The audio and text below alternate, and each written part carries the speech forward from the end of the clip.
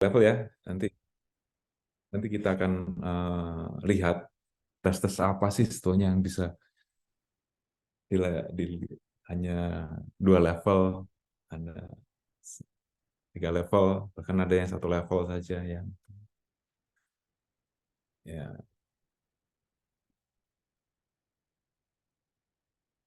Selanjutnya tahap 3 dari ISO 15189 ini bagaimana kita mengevaluasi data quality control yang kita jalankan, ya, secara statistik terutama.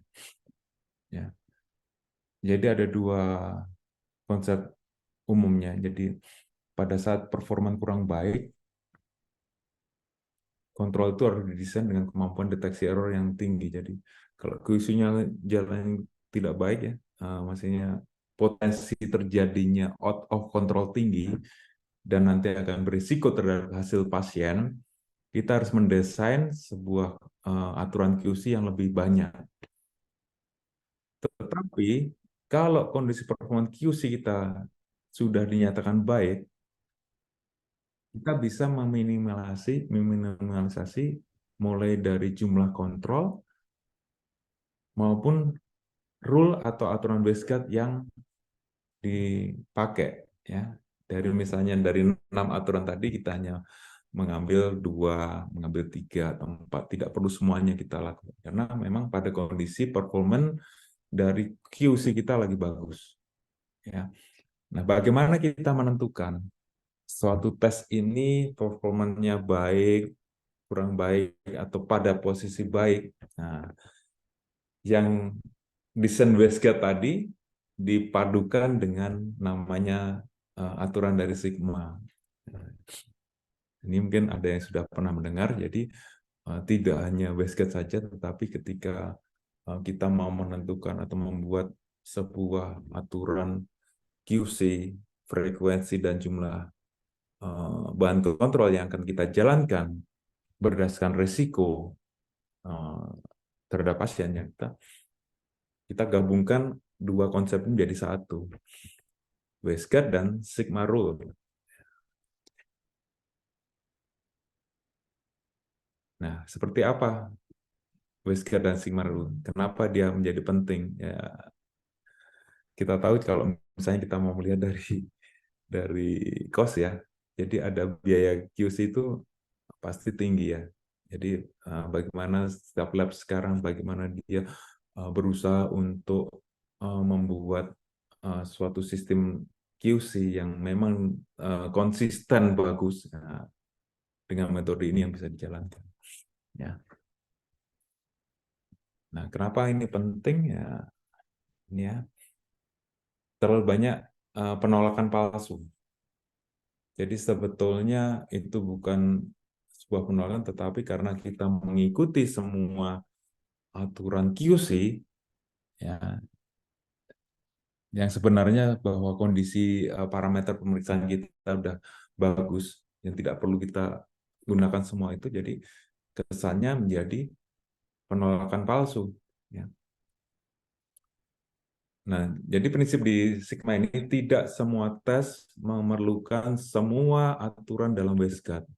Ya, itu tergantung pada kualitas tes itu. Jadi prinsipnya di sini ada semakin tinggi CV-nya, koefisien variasi.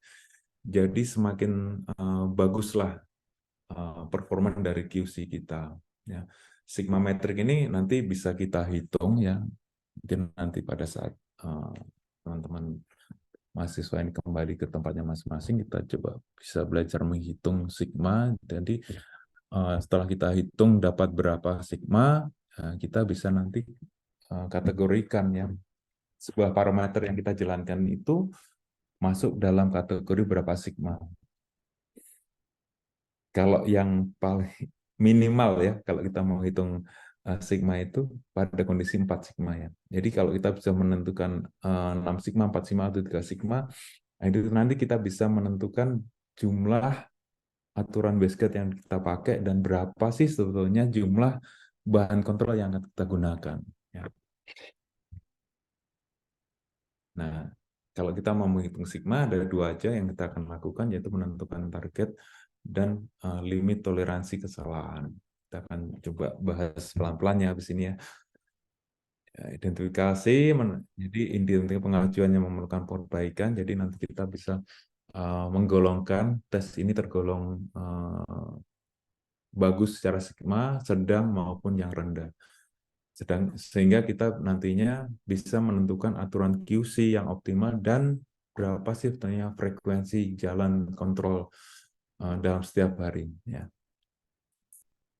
Mungkin sebelum masuk di sigma ini, saya akan gambarkan sedikit bagaimana sih sebenarnya konsep dari metode Six Sigma ini. Jadi kalau kita lihat sejarahnya, ini metode ini dipakai pertama kali itu oleh Motorola ya, tahun 80-an juga. Terus dikembangkan oleh manufaktur. Jadi sebenarnya awalnya ini bukan untuk laboratorium ya. Jadi terbentuknya Sigma itu jadi untuk proses produksi sebetulnya. Ya. Kenapa disebut dengan Sigma? Jadi Sigma itu melihat berapa sih sebetulnya jumlah kesalahan yang maksimal yang diperbolehkan dalam suatu proses. Yang paling tinggi itu adalah disebut 6 Sigma. Jadi di situ ada istilah DPMO ya, defect per 1 million opportunities. Jadi jumlah kesalahan terhadap 1 juta produk. Jadi kalau misalnya di pabrik itu kan produknya produk massa ya, dia bisa memproduksi itu kapasitas produksi bisa jutaan gitu. Ya. Nah, Sigma ini membatasi berapa sih sebetulnya jumlah kesalahan yang diperbolehkan atau ditoleransi dalam setiap 1 juta proses. Kalau yang disebut dengan kualitas Sigma paling bagus itu kalau dihitung itu hanya diperbolehkan 3,4 defect dalam 1 juta proses. Artinya 900.997 itu harus benar. Jadi hanya 3,4 kalau bilang 4. Jadi dalam 1 juta itu hanya boleh salah 4. Ya. Ini sudah 6 sigma berarti, jadi world class istilahnya. Nah, turun lagi kalau misalnya dalam 1 juta itu terdapat 320 kesalahan, turun lagi levelnya, jadi 5 sigma. Kalau dalam 1 juta itu ada 6.200 kesalahan, turun lagi levelnya jadi 4. Jadi semakin tinggi sigma itu semakin bagus performa dari sebuah produksi itu. Nah, ini mulai diterapkan di laboratorium. Ya. Jadi bagaimana aturan Westgate ini digabungkan dengan sigma, metode pengukuran sigma itu adalah ini sebuah sistem baru dan lebih sederhana sebetulnya. Jadi untuk bagaimana kita bisa memilih aturan, bagaimana kita memilih jumlah bahan kontrol yang tepat untuk mendeteksi kesalahan penting secara medis. Ya. Nanti sehingga kita tahu, oh ini saya kalau kerja tes ini sudah 4 sigma, saya nggak perlu 3 level lagi. Aturan yang digunakan hanya 2 atau 3 aturan saja. Itu. Nah, kita akan lihat bagaimana kita menghitung sigma ini dalam sebuah proses quality control. Ya, jadi kalau kita lihat di situ rumus dari pengukuran sigma itu adalah TEA, total error allowable, dikurangi bias dan CV. Jadi data-data ini yang kita perlukan. Kalau dalam QC sehari-hari, kita sudah punya data true value. True value itu nilai tengah dari suatu batasan QC ya. Terus kita bisa sudah menghitung bias. Ya. Bias itu bagaimana terjadinya penyimpangan hasil terhadap nilai target. Bias itu di persen kaitannya dengan akurasi, ya, keakuratan terhadap nilai target. Terus kita juga sudah punya nilai CV. Koefisien variasi ini berkaitan dengan ketelitian. Bagaimana variasi keterulangan antara satu kontrol dengan kontrol lain jika kita kerjakan dalam beberapa proses. Ya. Kita punya 4 data ini, kita sudah bisa menentukan tes kita masuk dalam berapa sigma. Ya. Kita bahas satu-satu untuk TEA. Jadi batasan toleransi limit yang diperbolehkan dalam setiap parameter beda-beda. Ya, jadi TEA ini merupakan toleransi limit yang terbaik yang digunakan dalam sebuah laboratorium klinik. Di sini TEA ini sudah diukur, jadi sudah mengkombinasikan dari kesalahan baik kesalahan acak maupun sistematik, ya, yang nantinya bisa mempengaruhi hasil pemeriksaan. Ya. Enaknya kalau TEA ini kita bisa mengambil referensi, ya. Kalau kita lihat di internet itu referensinya sangat banyak di TEA. Jadi bisa dari CLIA, proficiency testing dari external quality assurance. Jadi kalau misalnya kita mengikuti pemantapan mutu eksternal, kita juga bisa menggunakan data TEA itu. Ataupun dari organisasi lain seperti RCPA, ini dari Australia ya. Tetapi yang sering digunakan itu adalah batasan dari CLIA. Ya. Nah, CLIA itu dari Amerika ya, Clinical Laboratory Improvement Amendment. Jadi setelah ini bisa kita jadikan acuan. Ya, kita lihat di sini setiap pemeriksaan di kimia klinik ya memiliki batasan toleransi kesalahan yang berbeda-beda ya. Contoh albumin hanya boleh salah 10%, alkali fosfatase 30%, dan seterusnya ini sudah mereka tetapkan. Dan ini batasan-batasan ini kita bisa gunakan. Ya, tadi ya kalau lihat gambarnya, nah ini ya TEA ada batas bawah, batas atas. Ini adalah maksimal itu batasan yang diperbolehkan. Ya.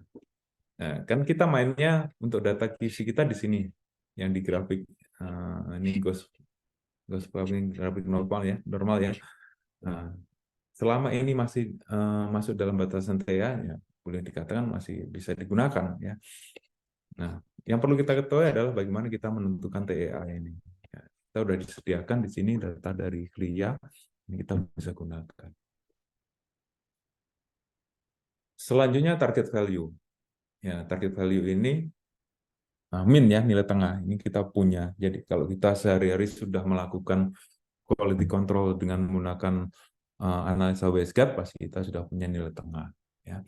Nilai tengah ini sering disebut mean atau bisa disebut dengan true value. Nilai yang dianggap sebagai nilai benar dari sebuah analit. Ya. Ini sasaran tembaknya ini. Jadi nilai target utamanya di sini. Jadi bisa jadi ini data ini juga kita bisa pakai dari reference lab juga kalau kita tidak punya. Jadi juga bisa dari PMA eksternal ya, QC eksternal atau antar laboratorium. Ya. Min dari range control kurang disarankan karena kita istilahnya menguji untuk diri kita sendiri. Kalau bagusnya sebetulnya kalau lab-lab itu selain melakukan pemantapan mutu internal, juga ikut juga pemantapan mutu eksternal. Bisa yang nasional, bisa internasional. Nah, kalau misalnya kita mau dibandingkan dengan lab di luar negeri, ya pemantapan mutu eksternalnya juga ikut yang internasional. Ya. Nah, di sini target value digunakan sebagai dasar penghitungan bias atau persennya. Nah, selanjutnya bias sendiri. Bias itu adalah berkaitan dengan akurasi ya. Jadi kita membandingkan nilai tengah kita dengan nilai tengah grup. Ya, kalau kita punya nilai tengah sendiri kita bisa hitung sendiri. Tapi kalau yang berdasarkan hasil profisiensi, jadi kita harus mengetahui min dari grup. Contoh di sini untuk kreatinin ya, ketika kita misalnya mempunyai nilai tengah 6,19 dan peer kita, grup kita itu mempunyai 6,14, berarti bias kita, penyimpangan kita terhadap secara keseluruhan grup min dari grup itu adalah 0,81%. Nah, ini jadi semakin kecil bias berarti persamaan kita dengan min yang utama itu semakin bagus ya. Selanjutnya adalah CV. CV ini berkaitan dengan ketelitian atau presisi ya. Di sini bisa dilakukan ini yang tadi kalau presisi kan berkaitan dengan systematic error ya. kesalahan sistematik, ya. Kita sering mengalami kondisi yang disebut dengan impresisi, jadi presisinya kurang bagus. Yaitu yang saya sampaikan adalah performa dari internal, ya. Jadi misalnya kompetensi dari TLM yang berbeda-beda saat melarutkan, pergantian nomor lot, pergantian kontrol yang sering, ya. Nah, di sini bisa ditentukan setiap 3-6 bulan sekali, ya. Semakin kecil CV kita, berarti semakin bagus QC kita. Jadi tadi berarti keterulangan antara satu hasil dengan hasil lain itu berdekatan. Nah, setelah kita punya 3 data tadi, ada TA, ada bias, ada CV, nah baru kita bisa melakukan perhitungan tes kita itu sebetulnya masuk dalam berapa sigma sih? 3 sigma, 4 sigma, 2 sigma. Kalau 6 sigma ya, ya sangat excellent, ya. Luar biasa kalau bisa sampai 6 sigma. Saya ambil contoh di sini untuk platelet, ya, bukan ada platelet. Jadi platelet berdasarkan batasan KLIA tadi, total allowable-nya maksimal di 25%.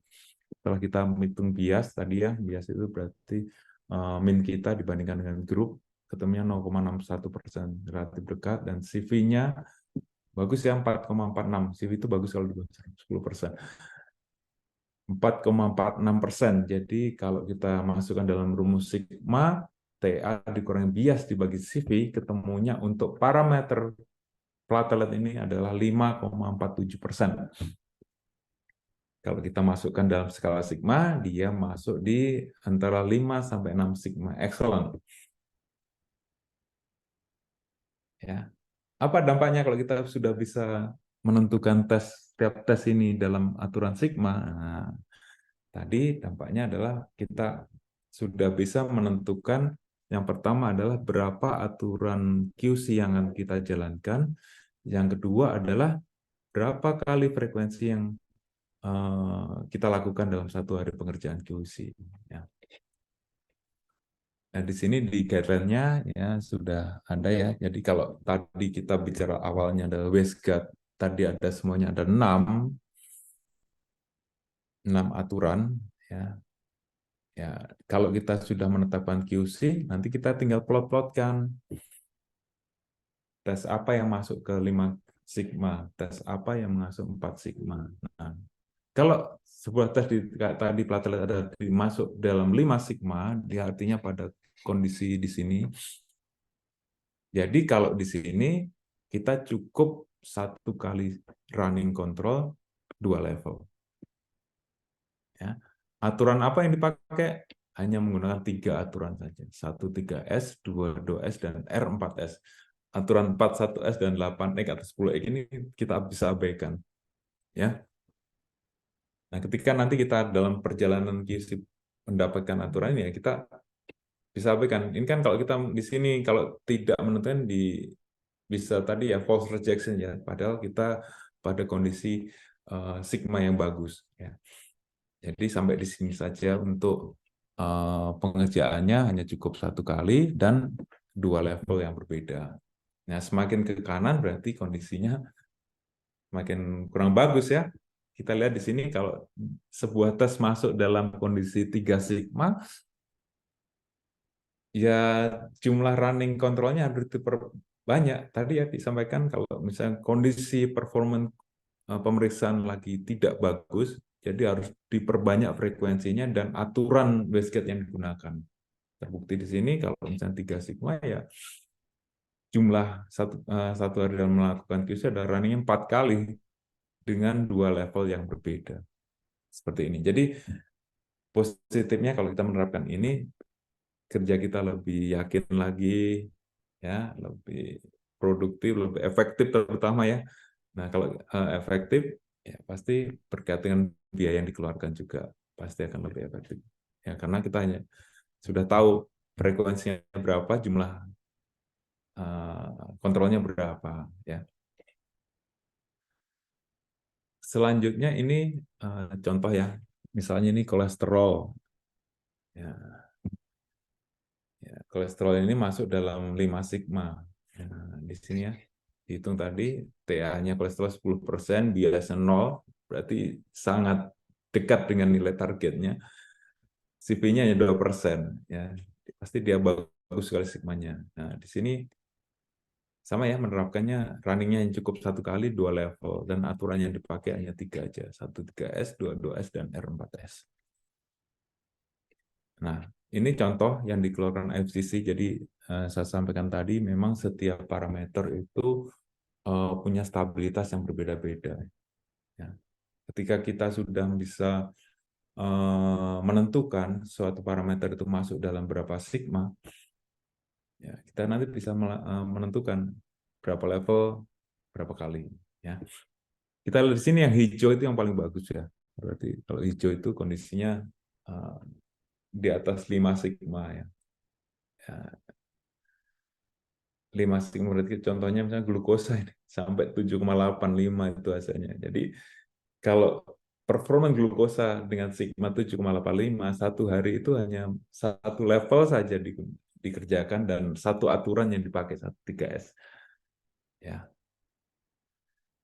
Kalau kita lihat di sini yang merah-merah itu yang memang kondisi tes-tes yang tidak stabil ya. Kalau kita lihat di situ kebanyakan adalah berkaitan dengan elektrolit ya.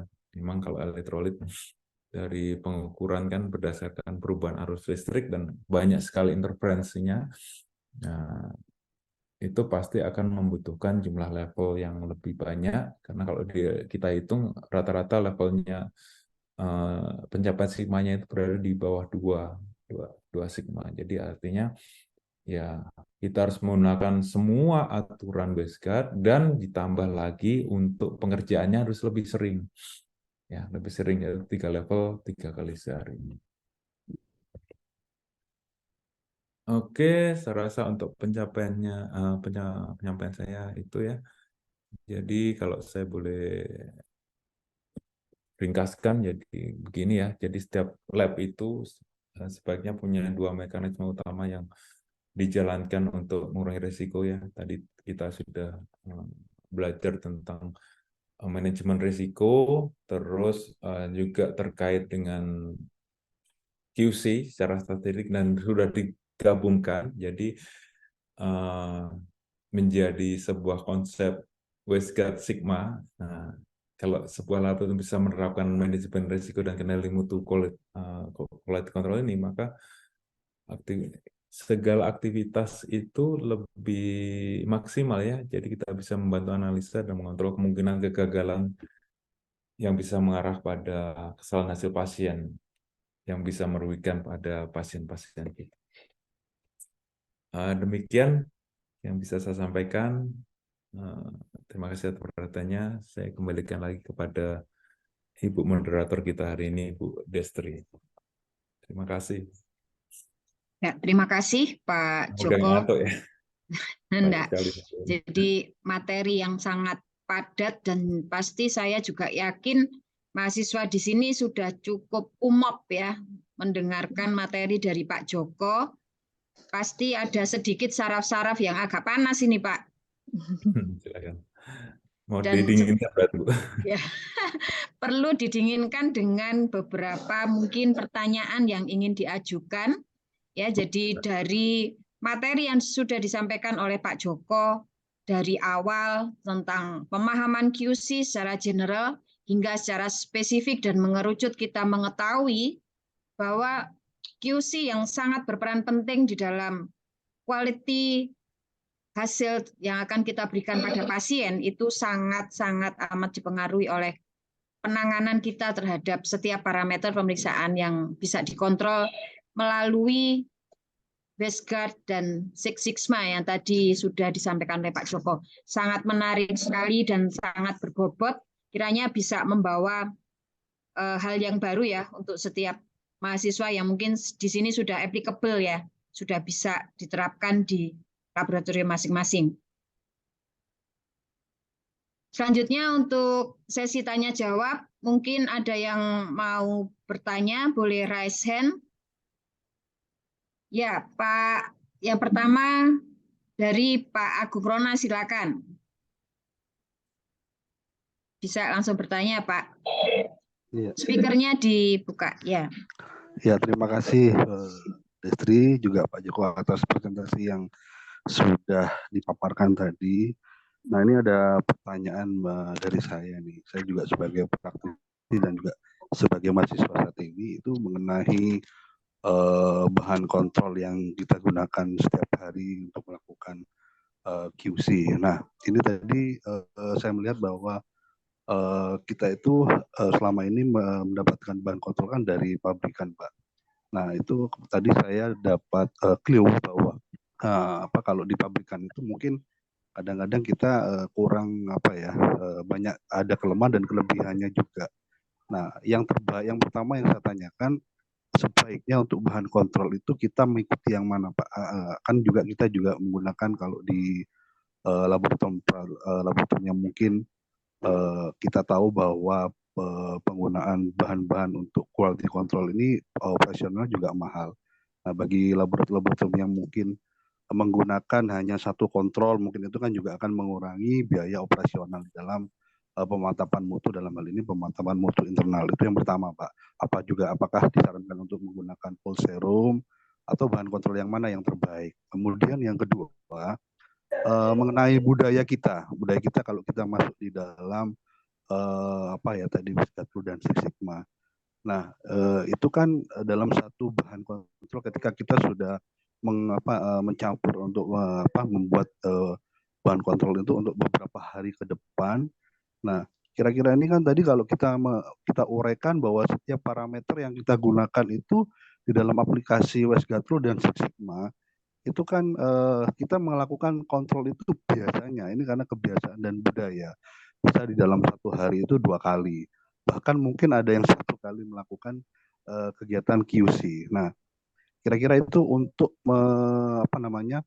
mengatasi hal ini itu bagaimana? Karena setiap parameter itu ada mungkin ada kekurangan. Tadi yang saya lihat kayak glukosa mungkin lebih baik ya, mungkin dari Six Sigma-nya lebih dari 6 ya. Dari tadi saya lihat 7, berapa kayak gitu. Nah, ini bagaimana Pak menyikapi untuk parameter yang lain?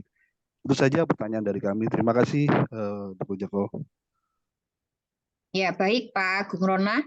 Mungkin pertanyaan bisa langsung dijawab Pak Joko. Oh, langsung ya. Baik. Ya, silakan Oke, Pak. terima kasih Pak Agung Rona. Pak Agung Rona Baskara ya. Sudah bekerja ya Pak di lab mana Pak kalau boleh tahu Pak?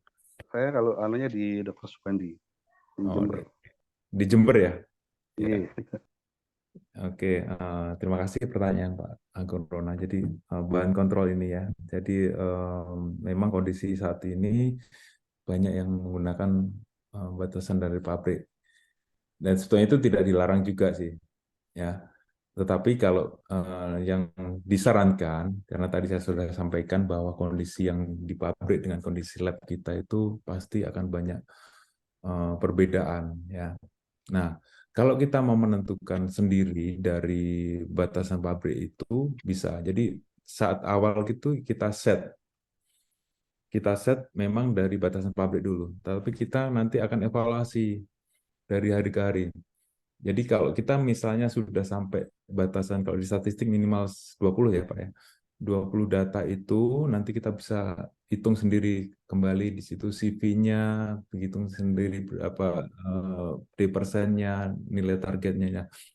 Nah itu nanti ketika kita sudah punya batasan itu batasan akan digunakan pada bulan selanjutnya. Artinya dari awal kita tidak terus-menerus menggunakan batasan dari pabrik. Ya, karena kalau kita kerjakan 20 data itu kan pasti sudah otomatis kondisinya pasti di tempat kita. Ya. Nah, kondisi yang dialami biasanya memang dari bulan ke bulan itu masih menggunakan satu terus kondisi batasan dari pabrik. Nah, maksud saya di sini ketika kita bisa menganalisa, kita bisa mengevaluasi dari hari ke hari itu kumulasi nama istilahnya kalau dari kami dikumulasi di situ kita nanti akan hitung CV, D% sama min yang baru. Nah, itu nanti kita akan pakai bulan selanjutnya. Nah, ketika pada bulan selanjutnya kita kan pasti jalan lagi nih. Jadi bulan selanjutnya itu kita jalan terus. Nanti dapat minimal 20 data. Kalau misalnya full, misalnya 1 bulan 30 data, lebih bagus lagi. 30 data nanti kita hitung lagi CV yang barunya itu. Ya, ketemu lagi CV bulan ini kan utama CV dasar dari sudah kondisi di lab kita. CV bulan kedua, otomatis kita lebih jelas lagi ya. Jadi di situ nanti akan keluar CV dan batasan baru. Itu dipakai pada bulan ketiga sampai kita nyatakan stabil, dan itulah nanti yang akan dipakai untuk batasan CV kita selanjutnya. Seperti itu selanjutnya. Jadi kalau ya ada case-case tertentu ketika tidak ada bahan kontrol, ya kita bisa menggunakan kontrol pasien yang memang ini kondisi misalnya di sebuah daerah terpencil ya, tidak ada bahan kontrol ya. Kalau kita tetap mau tahu kualitas kita, ya kita bisa bikin sendiri. Artinya satu sampel pasien itu kita kerja dalam serial berapa kali, ya. Misalnya 55 kali, 10 kali, karena memang tidak ada bahan kontrol yang dari pabrik. Kita harus bikin batasan sendiri seperti itu. Pertanyaan kedua untuk penentuan sigma. Jadi tadi yang saya sebutkan glukosa 7 itu contoh Pak ya, tapi dalam kondisi real sehari itu glukosa bagus juga, sebenarnya sigmanya itu bisa bagus ya. Jadi yang contoh tadi kita tidak bisa dipakai sebagai acuan, jadi hasil dari contoh saja. Jadi kalau misalnya setiap lab itu bisa menentukan tadi, kan saya sampaikan kita sudah punya data bias, kita sudah punya data CV, kita sudah punya batasan total error allowable itu dihitung masing-masing. Ya, tetap aturan Westgate kita jalankan, ya. Tapi kalau kita sudah bisa menemukan, oh tadi ini untuk misalnya elektrolit tetap harus 3 level karena ini kurang stabil, 3 level dan semua aturan. Nah, itu yang jadi dasarnya sih Pak. Jadi memang belum semua mungkin lab menerapkan ini, tetapi ketika kita bisa menerapkan sigma ini, saya yakin kondisinya akan lebih efektif dan lebih memudahkan kita untuk bisa menjalankan QC dengan benar. Demikian Pak Agung, semoga bisa jawab Pak. Ada pertanyaan satu lagi Pak. Oh, Silakan. 2 ya, ntar. Ini ya, tadi Ya. nyambung tadi pertanyaan. Pak Agung sudah bisa diterima atau mungkin ada? Masih ada. Ya, satu lagi ya. Ya, Satu lagi jadi, ya Pak. Ya, siap-siap. Ini berkaitan berarti dari pertanyaan ini yang bukan saya tanyakan ya, dari pertanyaan yang pertama tadi, kita menggunakan data melalui hasil yang sudah kita lakukan mungkin dari 20 hari, kita mengawali dari 20 hari, kemudian alangkah baiknya ke 30 hari. Gitu ya Pak Joko ya. Ya. Terus Ya, ya, kemudian minimal 20 Pak, 30 boleh. ya, terus ini satu Ya. pertanyaan lagi. Nah, ini kita bicara tentang kewenangan ya Pak.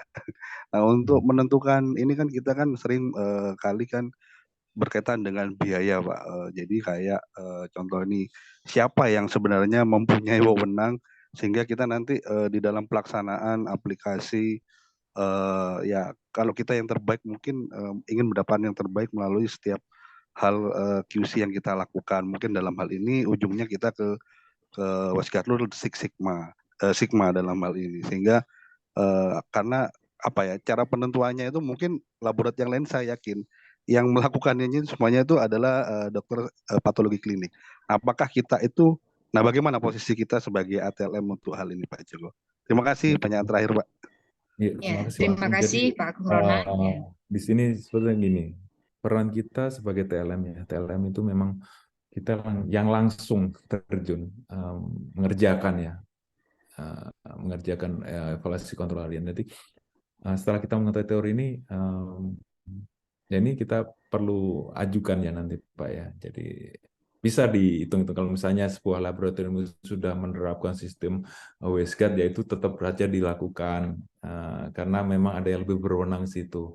Nah, tapi kalau kita udah punya teorinya dan nanti bisa menjadi sebuah masukan, oh sebetulnya kalau saya hitung sudah bagus, ini nggak perlu lagi setiap hari, nggak perlu lagi aturan ini, bagaimana terapkan gitu seperti itu.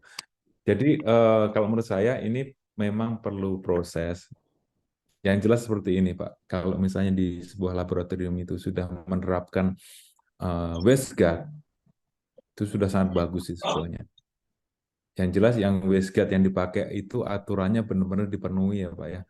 Kalau kita menerapkan aturan wasteguard tadi, kita tidak boleh hanya berpangku atau berpatokan pada satu hasil QC hari ini saja. Saya sampaikan tadi kita harus melihat sampai 10 data sebelumnya untuk kita bisa menilai tadi ada kemungkinan terjadi random error kah atau terjadi systematic error kan di situ. Ya. Itu dulu yang distabilkan, dikonsistenkan dulu. Nah, sambil nunggu itu dijalankan baru ke Sigma. Ya. Seperti itu sih Pak yang bisa saya sampaikan karena berkaitan kewenangan saya nggak bisa lebih intervensi lebih jauh sih. Siap, terima kasih Dr. Joko. Terima kasih Bu Destri.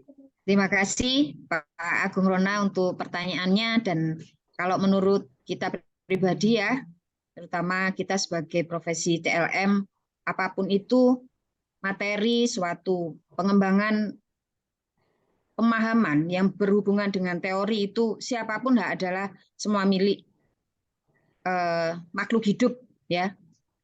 Jadi semua materi itu adalah sangat penting untuk kita setiap pribadi. Seperti apa yang sudah disampaikan Pak Joko, mungkin untuk Six Sigma tidak begitu banyak yang menggunakan, ya masih banyak yang menggunakan wasteguard.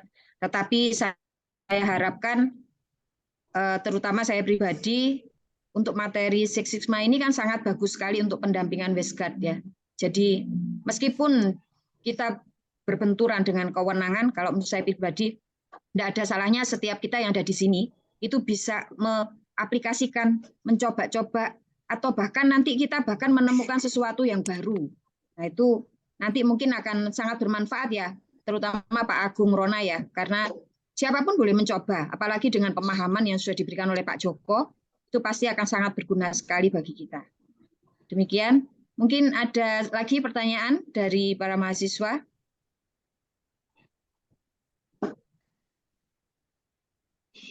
Ada lagi yang mungkin akan ditanyakan berhubungan dengan internal QC yang dikerjakan di laboratorium kita masing-masing. Silakan.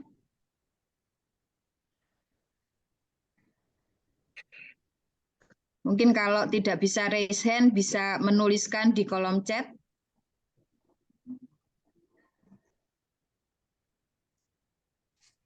Pak Nurdin mungkin. Pak Muhammad Nurdin mungkin ada yang mau ditanyakan?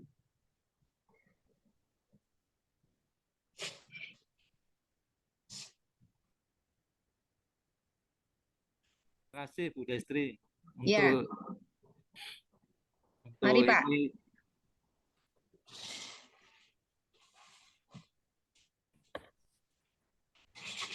Pak Nurdin ada yang mau ditanyakan Pak?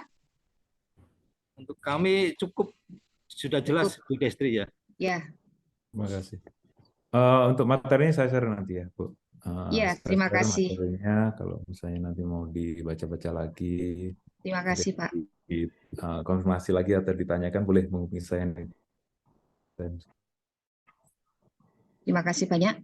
Mungkin ada beberapa. Maksudnya begini, saya disclaimer dulu. Jadi ini standar ya, tidak mewajibkan semua lab harus langsung adopsi ini, tapi ini standar bagi lab yang memang mau ya disebut lab yang berstandar internasional ya. Jadi karena ISO 15189 yang memang dipakai untuk standarisasi di lab medik ya. Jadi memang sebaiknya digunakan ya Pak ya? Ya, bertahap Bu Destri. Kalau misalnya yang tadi saya sampaikan sebetulnya kalau kita melihat kondisi lab kita, oh cukup dengan wasteguard dulu nggak apa-apa. Jadi kalau kita memang berpatokan pada sistem wasteguard, ikuti semua aturan dalam wasteguard. Jangan hanya single rule, itu kan sudah lama ditinggalkan. Dan ya, betul. Yang kedua juga ini juga sharing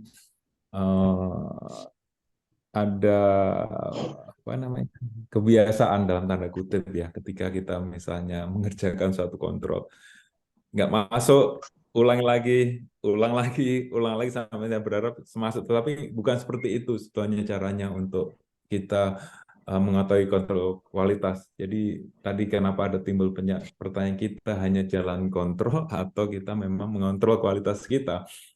Kalau kita hanya sekedar jalan kontrol, ya jalan saja deh, nggak masuk ulang lagi, nggak masuk ulang lagi, nggak masuk ulang sampai nanti. Tapi bukan itu, justru itu nanti malah tidak efektif ya.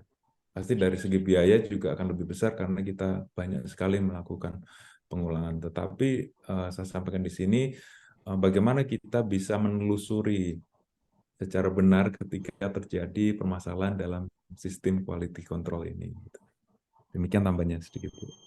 Ya, terima kasih Pak Joko. Mungkin ada yang mau ditanyakan lagi? Pak Sarwani mungkin yang biasanya aktif tanya ini. Pak Sarwani ada yang mau tanyakan? Bu Yuliani, Bu Titin, Bu Nur Afidatul Ausia, mungkin ada yang mau ditanyakan? Ini yang Pak Supriyadi di kolom chat ada, Bu. Oh ya, baik. Saya bacakan, Pak Joko. Pertanyaan dari Pak Supriyadi, izin bertanya, untuk kontrol urin strip yang hasil hanya positif atau negatif, untuk kesimpulannya bagaimana Pak Joko? Terima kasih. Silakan Pak. Ya, terima kasih Pak Supriyadi untuk yang pemeriksaan strip ya, rapid. Itu dalam imun juga ya, di serologi ya.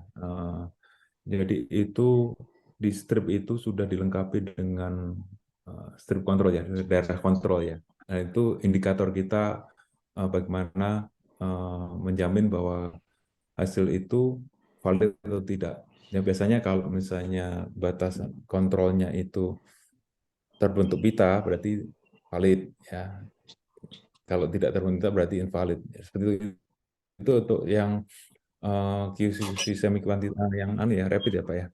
Nah ini kita lebih banyak bicara pada QC yang kuantitatif ya. Justru lebih jelas lagi untuk kontrol urin strip ya. Jadi untuk urin strip itu celup ya kita tetap harus melakukan evaluasi Pak. Kalau di urin ya, strip itu kan berapa parameter ya? Ada leukosit, 10. urobilinogen, dan seterusnya. 12. Biasanya yang kuantitatifnya aja yang diplotkan. Yang kuantitatif itu berarti leukosit, eritrosit, ya. Jadi bagaimana dia konsisten menunjukkan performanya dari hari ke hari. Seperti itu sih. Ya, terima kasih Pak Joko. Semoga bisa menjawab apa yang menjadi pertanyaan dari Pak Supriyadi. Mungkin ada yang lain?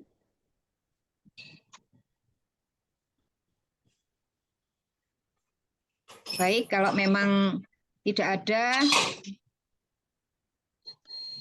ya, sudah. Tidak ada yang ditanyakan lagi.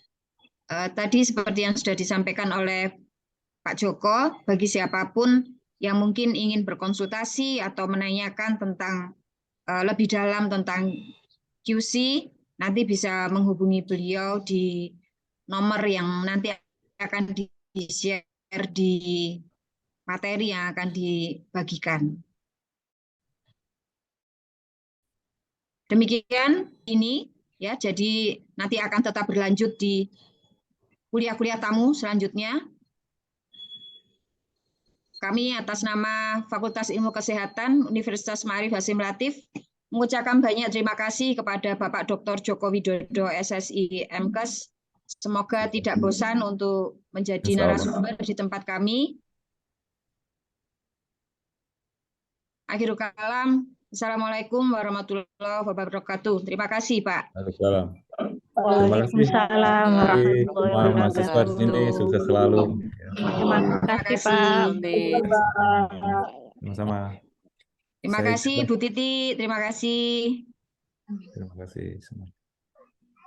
Kita tutup Pak Joko, terima Ya, kasih. silakan. Terima kasih. Silakan tutup. Terus Bu Destri, Ya, Bu Titi. Kami Bu Titi. Ini perkenalkan Bu Titi, Pak Joko sudah kenal ya Pak Joko. Iya. Bu Titi adalah senior dosen di tempat kita Pak Joko. Oh, oke. Salam kenal Bu Titi. Salam kenal Mas Dr. Joko. Matur suwun Iya. sangat. Iya, Oke, sama-sama. Ibu. materinya sangat Lanjut. bagus sekali Ya, ya Bu Titi. Allah. lanjut. Barakallah. Lanjut. Iji. Terima kasih. Ya, salam. Oke. Mari izin live. Izin lah. Terima kasih. Terima kasih kembali.